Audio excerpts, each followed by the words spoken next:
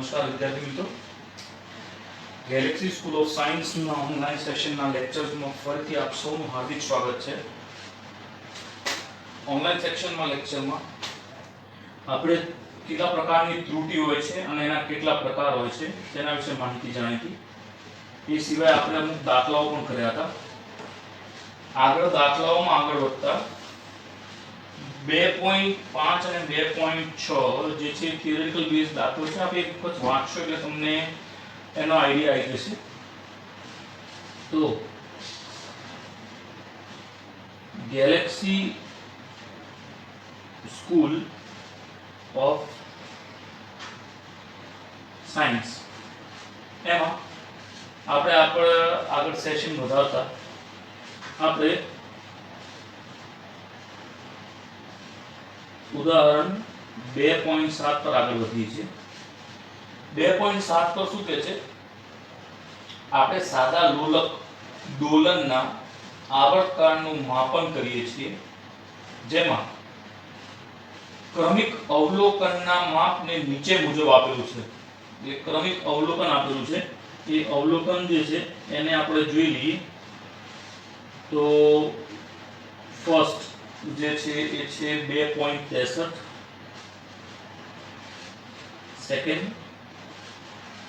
Second જે છે બીજા નંબરનું જે છે એ છે 2.56 સેકન્ડ, ત્રીજા નંબરનું જે છે એ છે 2.42 સેકન્ડ,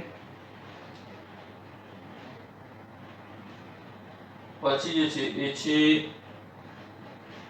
2.71 સેકન્ડ અને પાંચમા નંબરનું જે છે એ છે 2.80 સેકન્ડ. તો આ પ્રકારે આપણા પાસે આ કિંમતો આપેલી છે. તો આ કિંમતોમાં શું શોધવાની વાત કરી છે કે અવલોકનમાં ઉદ્ભવતી નિરપેક્ષ ત્રુટિ શોધો, સાપેક્ષ ત્રુટિ શોધો અને પ્રતિશત ત્રુટિ ગણવાની છે. તો સૌપ્રથમ આપણે જસ્ટ શોધીએ છીએ t. તો આ કિંમત આપણા પાસે એટલે t બાર ઓ t કો તો 2.63 પ્લસ 2.56 પ્લસ 2.42 પ્લસ 2.71 પ્લસ 2.80 ભાગ્યા 5 વડે ભાગાકાર કરો એટલે એપ્રોક્સિમેટલી આપણા પાસે કંઈક આવે છે 2.62 સેકન્ડ્સ. આ કિંમત આવી. હવે અહીંયા આપણે સમયનું માપન 0.01 સેકન્ડના વિભેદ સુધી કરેલ હોવાથી સમય 0.01 સેકન્ડ એટલે 0.01 સેકન્ડના વાત કરીએ છીએ. તો એના માટે થઈને આપણે જે છે એ 0.0 એટલે આમાં શું છે કે આ બે સંખ્યા છે, પોઈન્ટ પછીની બે સંખ્યા છે એટલે આમાં પણ આપણે પોઈન્ટ પછીની બે સંખ્યા જ લઈએ છીએ. હવે આને આપણે ડેલ્ટા શોધવાના છે. તો સૌપ્રથમ આપણે શોધીએ તો ધેટ ઇઝ ડેલ્ટા t1 બરાબર 2.63 માઈનસ 2.62 બરાબર 0.01 સેકન્ડ. એટલે આમાંથી આને માઈનસ કરવાના, આમાંથી આને માઈનસ કરવાના, આ બધામાંથી આમાંથી માઈનસ કરવાના. તો ડેલ્ટા t2 એટલે કે 2.56 માઈનસ 2.62 જેની કિંમત થાય છે 0.06 સેકન્ડ. પછી ડેલ્ટા 3 બરાબર 2.42 માઈનસ 2.62 બરાબર 0.20 સેકન્ડ. ડેલ્ટા t4 આને ડેલ્ટા કહેવાય, બદલાતું રહે ક્રમ એ. તો 2.71 માઈનસ 2.62 બરાબર 0.09 સેકન્ડ. હવે નાનામાંથી મોટું, મોટામાંથી નાનું જે પણ માઈનસ થાય આપણે બધાને માનાંકના આધારે લઈએ છીએ એટલે પ્લસમાં જ લઈએ છીએ એટલે આપણે માઈનસ આગળ નથી લખતા. બરોબર છે મિત્રો? અને છેલ્લું છે આપણા પાસે 2.80 minus 2.62 that is equals to 0.18 second. બરોબર છે? તો હવે આપણે ડેલ્ટા t ની કિંમત શોધવાની. તો ડેલ્ટા t બાર ની કિંમત શોધીએ તો 0.01 પ્લસ 0.06 પ્લસ 0.020 પ્લસ 0.09 પ્લસ 0.18 ભાગ્યા 5 એટલે એપ્રોક્સિમેટલી ટી ડેશ ની કિંમત આપણી પાસે આવે છે 0.11 સેકન્ડ એટલે કે 0.11. હવે આની આપણે ખાસ કિંમતની વાત કરીએ તો આપણી પાસે જે કિંમત આવશે જેને આપણે નિરપેક્ષ ત્રુટિ તરીકે લખવું છે તેને આપણે આ રીતે લખી શકીએ કે 0.62 plus or minus 11 sorry 0.11 second એટલે કે આ મૂલ્ય જે છે એ કાં તો પ્લસ ને કાં તો માઈનસ બંને વચ્ચે રહેશે એટલે આનું જે ખાસ મૂલ્ય છે એ છે 273 અને 2.5 273 અને 2.51 વચ્ચે રહેશે એટલે 0.11 સેકન્ડ નું પ્લસ ઓર માઈનસ થતું રહે બરોબર તો એને 0.11 ના જગ્યાએ આપણે સિંગલ વસ્તુની વાત કરીએ સિંગલ માટે તો જેમ કે આપણા પાસે અહીંયા આ કિંમત આવી છે 2.62 તો એ રીતે લખવું હોય તો t ની કિંમત 2.6 પ્લસ ઓર માઈનસ 0.1 સેકન્ડ આ રીતે પણ લખી શકાય છે બરોબર છે હવે આપણે વાત કરીએ છીએ પ્રતિશત ત્રુટિ તો પહેલા સાપેક્ષ ત્રુટિની વાત કરીએ સાપેક્ષ ત્રુટિ એટલે 0.1 ભાગ્યા 2.6 ગુણ્યા 100 that is why 4 પડશે એટલે આપણા પાસે પ્રતિશત ત્રુટિ જે છે એ પણ આ પ્રમાણે મળે છે બરોબર છે મિત્રો ત્યારબાદ આપણે વાત કરીએ છીએ પ્રશ્ન નંબર 2.8 ની આપણી પાસે પ્રશ્ન છે ઉદાહરણ number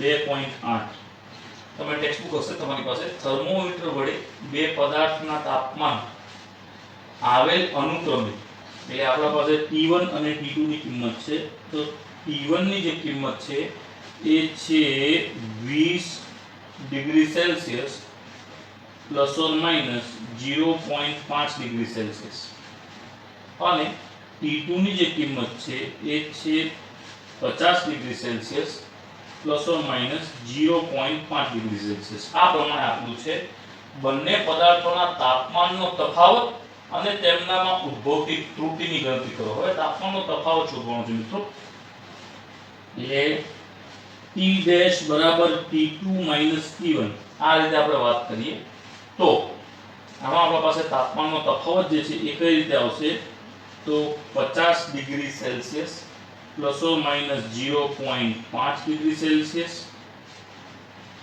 minus 20 degree Celsius plus or minus 0.5 degree Celsius તો હવે તમે યાદ હોય તો આપણે ત્રુટિ શોધી તે વખતે અહીંયા પ્લસ હોય તો માઈનસ ને માઈનસ હોય તો પ્લસ એવું આપણે વિચાર્યું આના આધારે 50 માંથી 20 માઈનસ થયા તો એ તો થયા 30 પણ આ બંનેનું થાય છે પ્લસ એટલે a પ્લસ કરતા આપણા પાસે 30 degree Celsius plus or minus 1 degree Celsius આ રીતનો જવાબ આવે તો આ તો આપણી ગણતરીની ત્રુટિ હતી એટલે આ એક ઉદાહરણ હતું 2.8 નંબરનું હવે આપણા પાસે ઉદાહરણ છે 2.9 નંબરનું એટલે ઉદાહરણ 2.9 હવે આ જે ઉદાહરણ છે એમાં આપણા પાસે અવરોધની વાત કરી છે અવરોધ બરાબર R = V/I એટલે V = IR ના આધારે એટલે V ની કિંમત આપણા પાસે આપેલી છે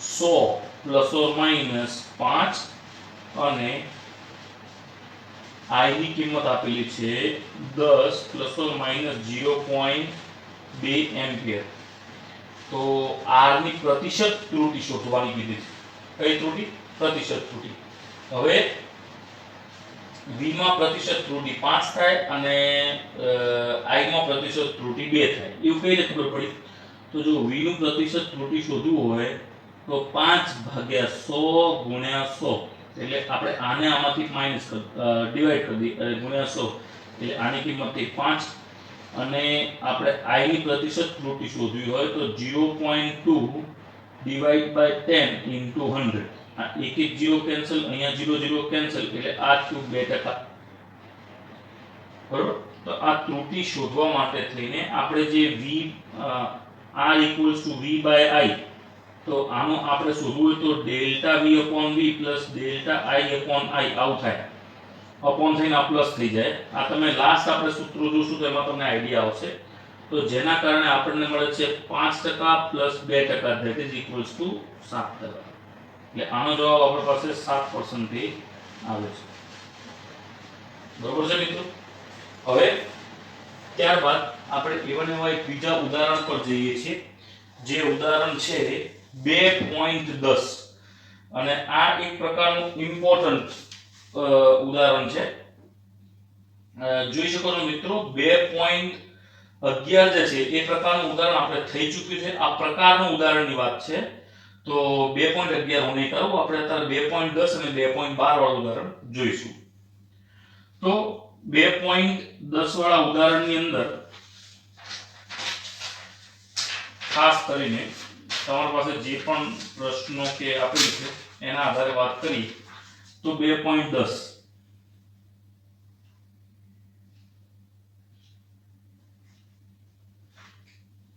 એમાં છે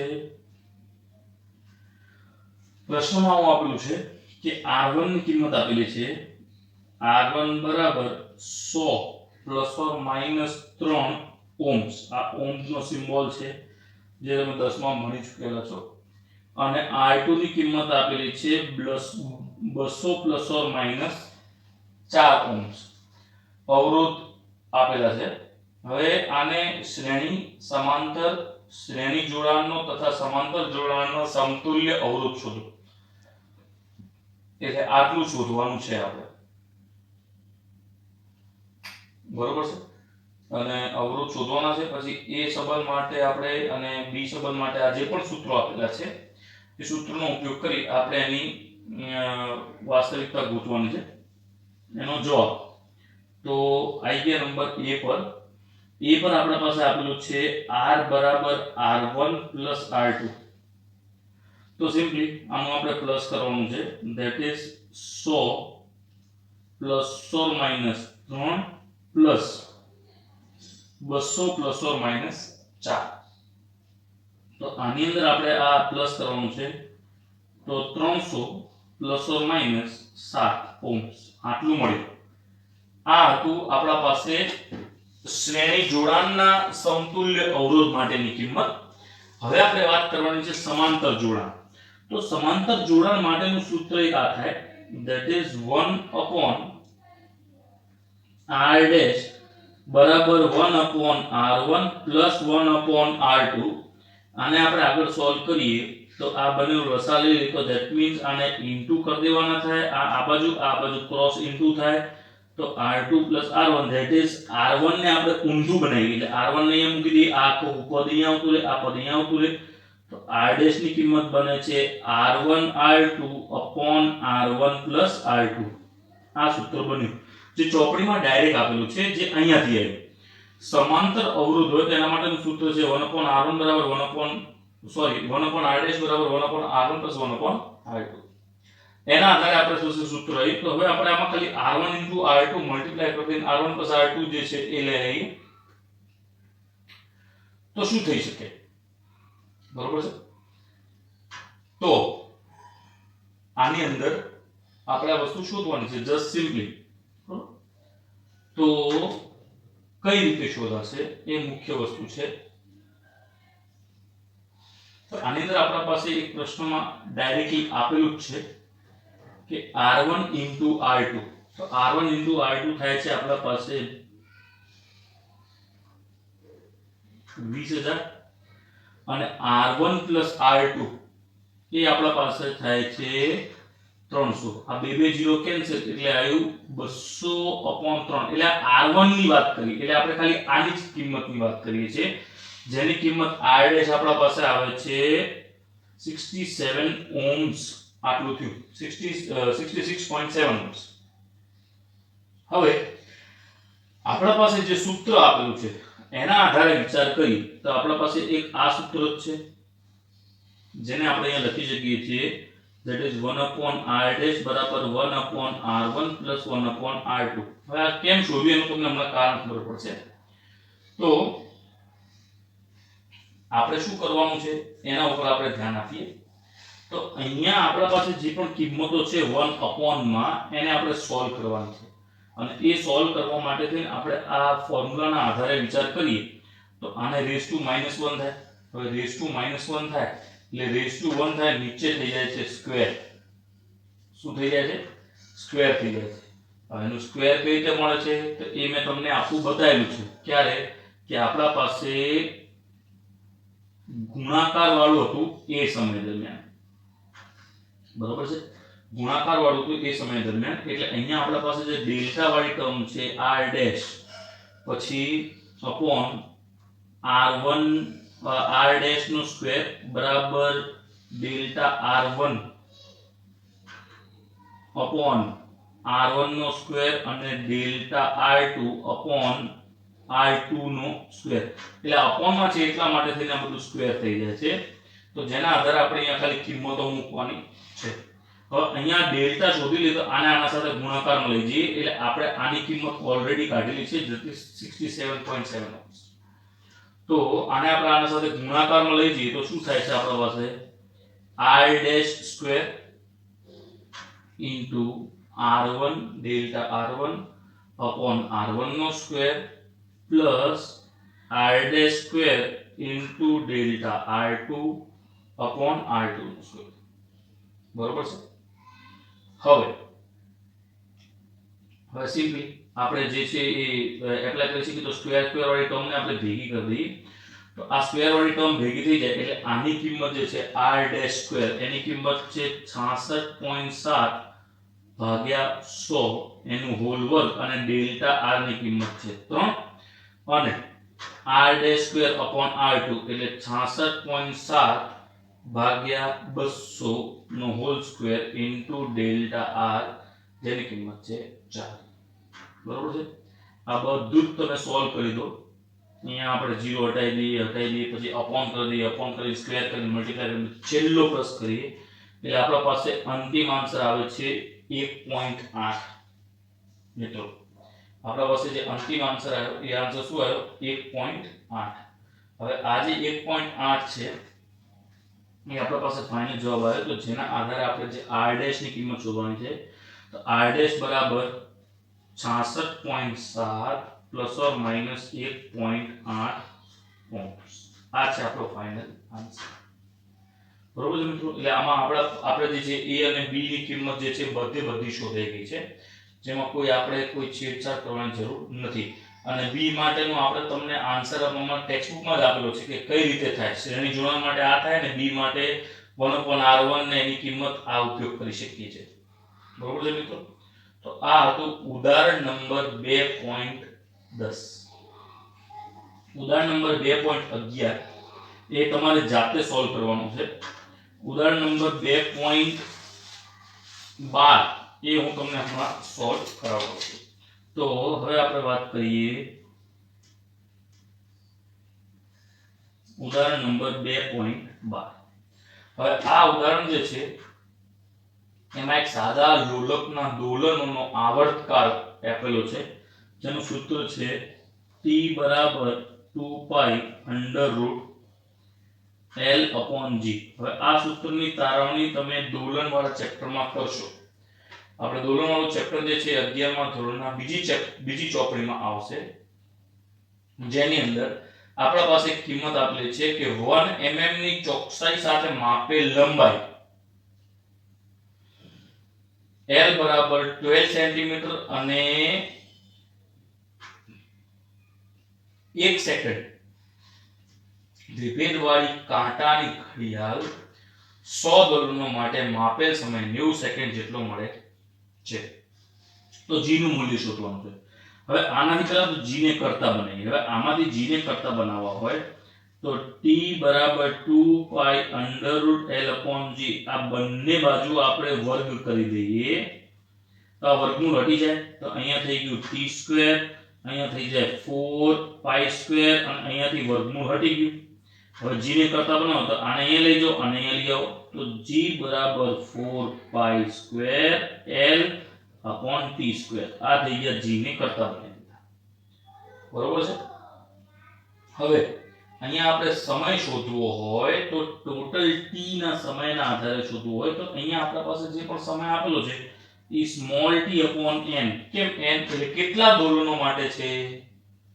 જે સમય અહીંયા આપેલો છે એ કેટલા દોલનો માટે છે એની વાત કરી છે. એટલે એક દોલનનો આટલો સમય તો ટોટલ દોલનો કેટલો એના માટે તેની વાત છે. બરોબર. એક દોલનનો t સમય તો t દોલનનો કેટલો તો t/n બરાબર કેપિટલ T. બરોબર. તો આના આધારે આપણે ડેલ્ટા t ની વાત કરી તો ડેલ્ટા t બરાબર ડેલ્ટા t upon n. બરોબર. માટે આપણે એવું લખી શકીએ છીએ કે delta t upon t equals to delta t upon small t. હવે L અને T માં ઉદ્ભવતી ત્રુટિનું લઘુત્તમ માપ જેટલું છે.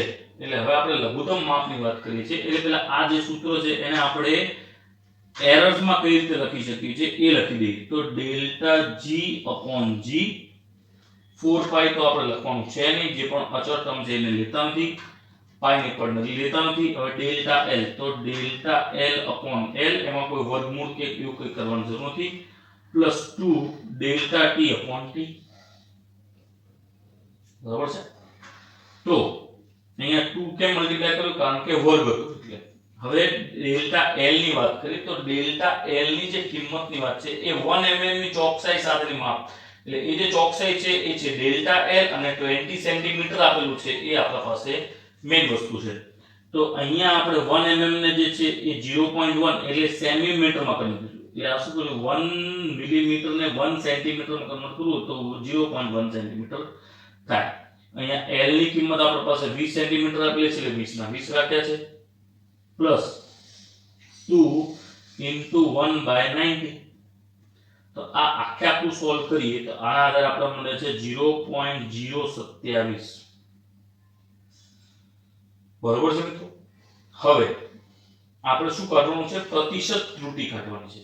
શું કરવાનું છે? પ્રતિશત ત્રુટિ.